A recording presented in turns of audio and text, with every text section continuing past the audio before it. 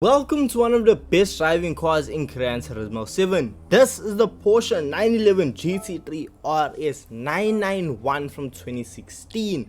A fantastic vehicle that will cost you 253,000 credits and is absolutely a rocket ship. We see this vehicle comes standard with 491 brake horsepower and a weight of 1,420 kgs. Now this is the ideal track toy for anyone who wants to really push the limits and feel what a great handling vehicle is. And in Gran Turismo 7 we can take this vehicle and still turn it up to 11, because once we fully upgrade it, we take it from having competition that is your regular supercars to hypercars, because once we fully upgrade this vehicle, we will now push almost 800 brake horsepower and the weight will come down to 1,107 kg. So extremely lightweight, extremely high power equals an extremely fast vehicle, and that is exactly what you get with the Porsche 911 GT3 RS. Now, when I say we take it from supercar to hypercar competition, when we take it around Kyoto Driving Park and put it up against cars the game considers its competition, now we see vehicles to the likes of the Aston Martin Valkyrie, the McLaren P1 GTR, as well as the Ferrari FXXK. Some of the fastest track vehicles in Gran Turismo 7, and well, we have a 2016 911 going up against him, and that's the thing, the 911 is able to run against these vehicles and actually win.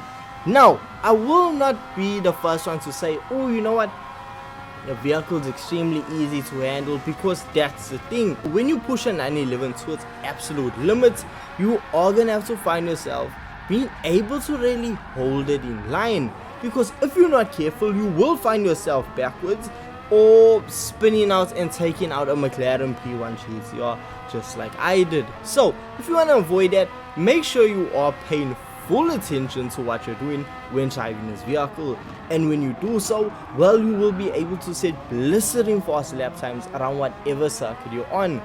For me, I found myself going around Kyoto Driving Park setting a fastest lap time of a 1 minute 29. It's just absolutely crazy to think about how fast this vehicle really is. Keep in mind, I consider a vehicle that can set any lap time faster than a 1 minute 35 a competitive vehicle to use, and anything faster than a 1 minute 30 is an overpowered vehicle, and that is exactly where this Porsche falls. I mean, once you start running up against Aston Martin Valkyries, the car gotta be a bit overpowered. So now, when I learned that we can engine swap this car, it took me by surprise, and we cannot engine swap it with just one engine swap, because we actually have two different options which serve two very different purposes. So we are going to start off with the latest engine swap, and that is the DKH engine of the Porsche 911 Turbo S, one of the latest cars added to Gran Turismo 7, and we see that this engine will cost us 250,000 credits.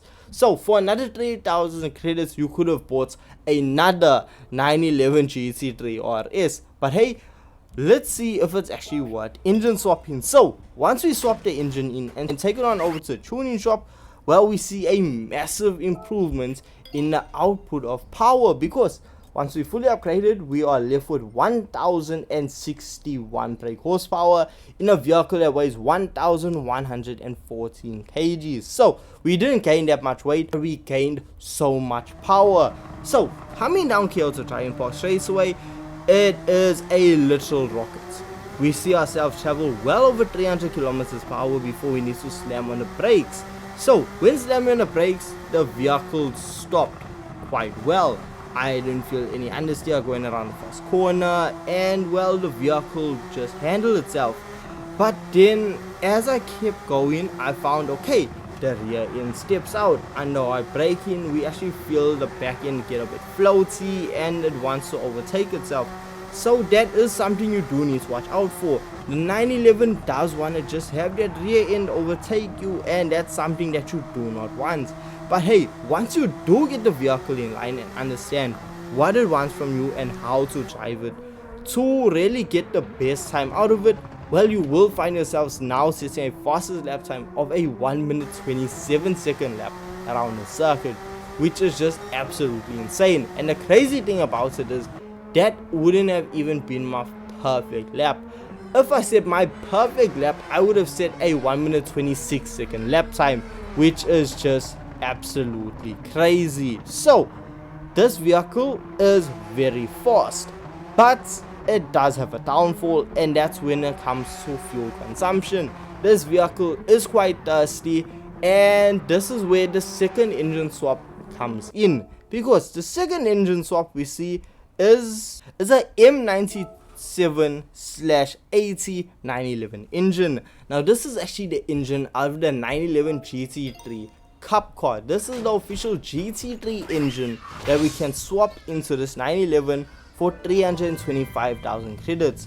Now, unlike the Turbo S engine, we aren't going to be able to push it upwards of 1,000 horsepower, because once we fully upgraded, we see we max out at 788 brake horsepower and a vehicle that weighs 1,124 kg. So it produces less power than the Turbo S engine swap, and it also weighs more.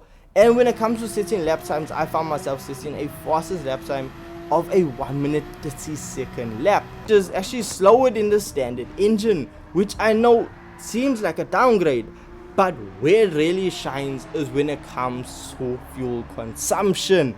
When we take both of these vehicles on over to the WTC 800 around Sardinia windmills under the same conditions, under fuel map level 3, we see that the 911 with the race car engine swapped into it crossed the line with a lap time of 1 minute 43.2, and we saw that we have 4.8 laps remaining of fuel.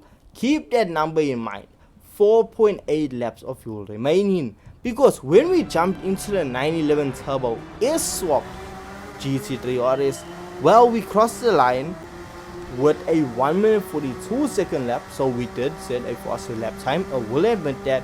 But when it comes to fuel consumption, well, we see we only have 1.8 laps remaining of fuel. So that just goes to show you how thirsty the Turbo S engine is compared to the race car engine. And that just goes to show you, if you are going to be using your 911 for money grinding or any vehicle or any races that are gonna use fuel consumption, you will want to go for the race car engine swap. But if you just want to enjoy your 911 GT3 RS and see its full capabilities with a high horsepower engine, well, the 911 Turbo S engine swap is the one you want to go for. For me personally, I'm gonna jump into the race car engine swap 911 because that's the one I'm gonna use most, and I'm gonna get my money back. That's the main purpose. But if you're looking for pure fun excitement, both engine swaps will give you that, but the Turbo S engine swap will give you a better overall, more exhilarating experience. So hey, let me know your thoughts and opinions in the comment section. Which one would you pick up? And with this being said, I'll catch you guys in the next video. Peace.